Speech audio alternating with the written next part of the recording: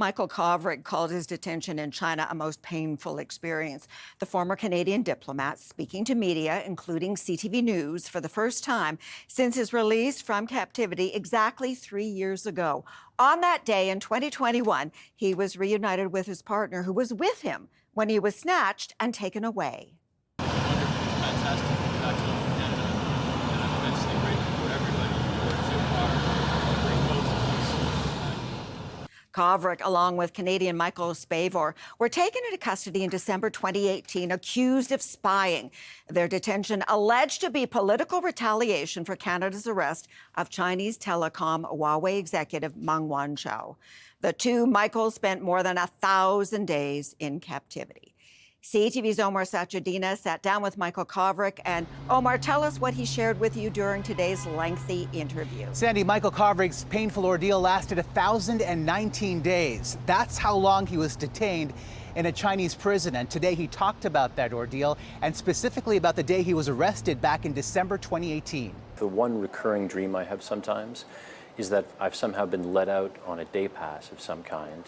And I'm looking around me and I'm in the world, but they're going to come and get me and bring me back in and put me back in confinement. And very rarely when I have that dream, it is very disturbing. So it doesn't feel real? You mean the freedom? The freedom. I think what that experience taught me is, at a deep, philosophical, visceral level, just what freedom really is and how valuable it is and how much so many of us take it for granted in this country, and that it's something that we need to really prioritize and fight for because it's not guaranteed. Kovrig talked about how he kept focus on his yet unborn daughter to keep him strong. And he said he was repeatedly interrogated about crimes he says he did not commit in a chair in which his movements were restricted. He also said his meal rations were cut back if he didn't cooperate. Suddenly a dozen men in black surrounded me.